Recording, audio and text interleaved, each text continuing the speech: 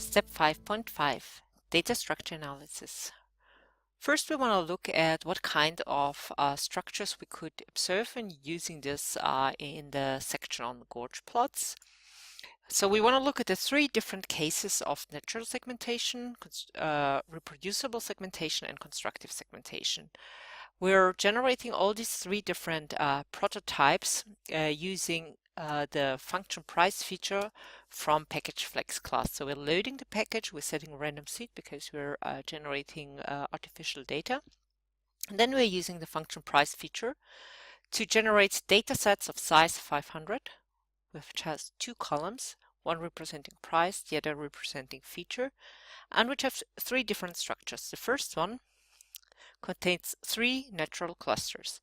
The second one contains data which comes in the form of an ellipse, and the third one is data which comes in the form of a cycle.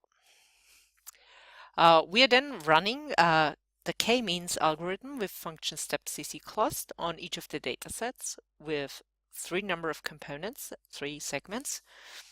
And we repeat the k-means cluster algorithm each with 10 random initializations, and save data equals true means we're also saving the data set itself with the returned object. So this returns us three objects of type KCCA, which is defined in package flex class. And what we finally do is we run a global stability analysis on each of those data sets with a function boot flex class. So boot flex class implements global stability analysis where we put in first our data set, then we tell the function how many number of segments do we want to look at. Here we have the full range from 2 to 9. So we're running rapidly the algorithm for number of segments 2, 3, 4, and up to 9.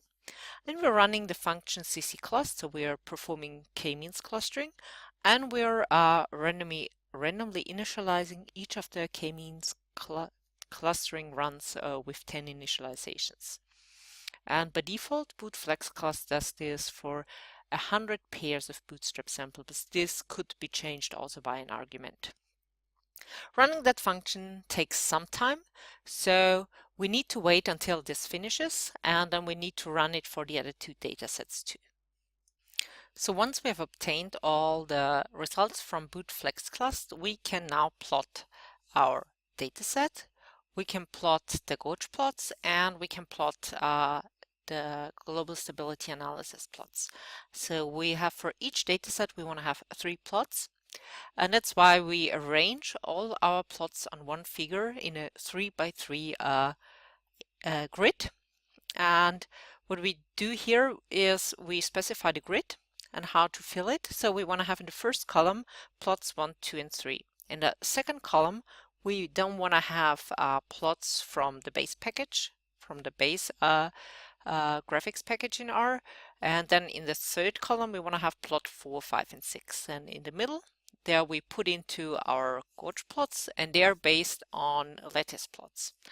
And lattice uses grid, and that's why this is a complete different animal in R. And here, what we want to do is we have one plot where we're putting both into one.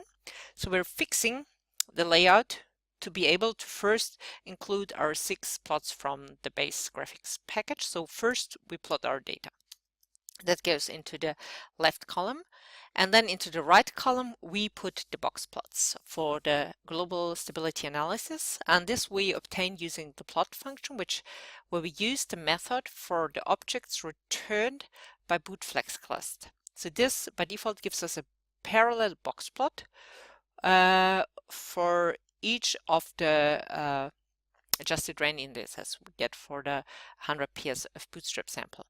And here we have the label for the x-axis, the label for the y-axis, and here we limit the range of the y-axis. So we plot our global stability plots for all 3 datasets to the right column, and then we add in the middle column plots based on the lattice package. And histogram is a function in the lattice package, and here it has a method implemented for the objects returned by step cclust.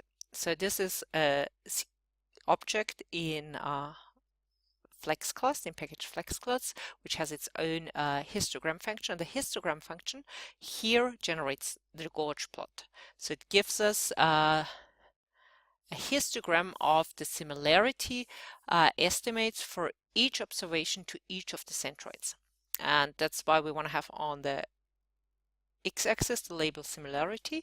That's the title. So if we have a dataset P of 3, that's natural segmentation case. And this is the plot we're generating using histogram. And we are putting that plot into our graphic window by printing it. We want to add it, so we put new page to false, and then we specify exactly the position. So we want to have it here. And we say more equals true, which means we want to add. So if you want to see more about the print function here, you need to look at the help page print.trellis. So we add our 3 gorge plots in the middle and we zoom in. This is the result we get. We have here our 3-segment solution. That's the gorge plot for our natural segmentation case, and that's the global stability analysis plot. We see where the gorge name comes from. Lots of observations here with low similarity values, lots of observations with high similarity values.